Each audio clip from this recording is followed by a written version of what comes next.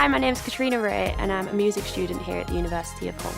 I'm actually really interested in finding out about the future of music here, so I've decided to talk to some students today to find out more about it. Let's get on with it. So why do you think music is so important? Music and like performing, that means to me like you can just forget about everything and just do what you want to do. Once I get on stage, it's this persona that I'm allowed to just drop myself into. No matter how I feel or what I've been doing that day, once I get back on stage, like, that's it, I'm a drummer. I can let loose and I can enjoy myself.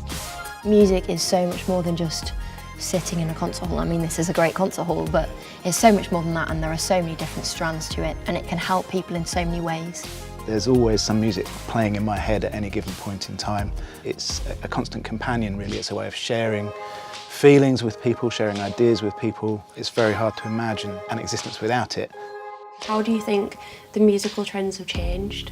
The whole industry is like always evolving, like there's always something new coming in, whether it be something to do with how you access music, how you see live music. It's just constantly evolving. So I think that the future of music kind of depends on what happens like now and what people do now. I think a lot more people are relying on themselves as sort of freelance musicians and composers, reaching out to an audience that enjoys popular music and popular classical music.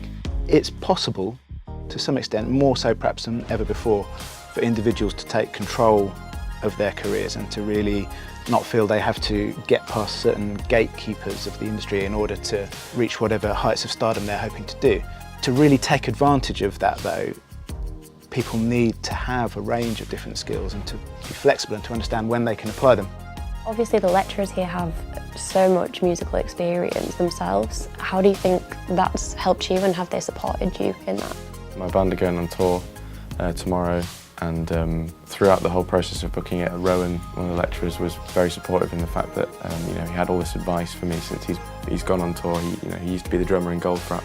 He's been around the world touring in like a big professional level. So he's very supportive, telling me how to get shows, how to talk to people, how to converse with people in the industry. It's been extremely useful to have that kind of support. They get in guest lecturers, so we've had the producer of the Black Sabbath live album, the last show they ever did, came into our studio and we could listen to Black Sabbath, it was awesome, and things like that. And then in the hall, that when we have BBC, you can go tour with them, work with them, which is a really good hands-on experience.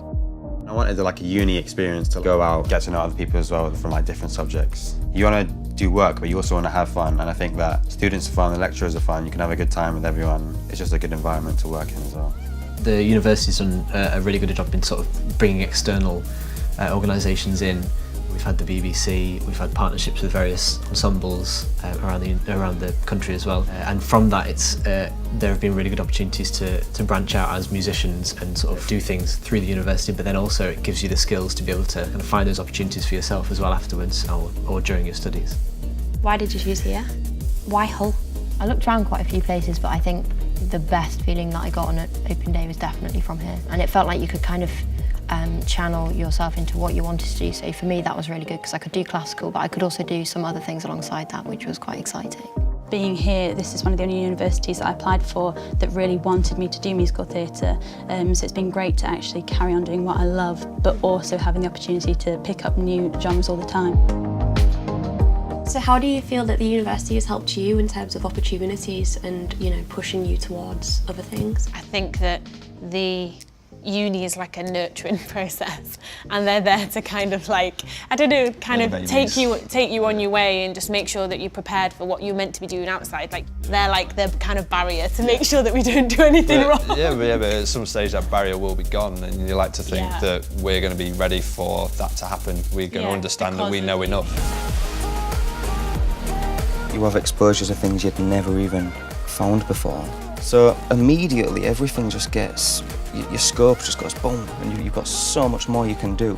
My second year I ended up watching this brilliant electronic R&B fused pop band, and I just enjoyed every moment of it, and we ended up supporting them on their tour, this UK tour this April. How have you found making friends and, adjusting to hearing all the different genres of music and the people from different musical backgrounds? There's no real barrier between either of the courses. One of your best friends is going to be like a cello player and you're like a guitar player in a prog band or something, and you just end up collaborating anyway, just because it sounds cool. There's not different departments here. It's music collective, including tech, including your jazz, your pop. We're all one. When I first came here, as far as I was concerned, I was just a guy who kind of likes playing the blues a bit. Whereas now, I think I'm really, I've really sharpened my tools. Like I just finished an album this year, so I'm over the moon. Like I couldn't have done that 3 years ago. Helen and I have just taken a module called the Psychology of Music Performance, and although it's music performance, it really helps you understand how music can help people in other ways, and that could take you into paths like therapy and other things like that, which you might not have thought of before. We're interested in what students are interested in, and then hopefully, as well as taking you further along that road, perhaps just broadening the horizons out a bit and looking at some other connections that you might not have considered, rather than putting students into boxes according to whatever it's going to say on their degree certificate at the end. It's much more important as musicians in the 21st century to be open-minded and to be taking what you can from other people's creativity. So in a way, do you think Hull sort of framed what you want to do in the future? With recording and stuff, I've learnt a lot more than I thought I would. Yeah. Like things to do with film and game and audio, that kind of thing.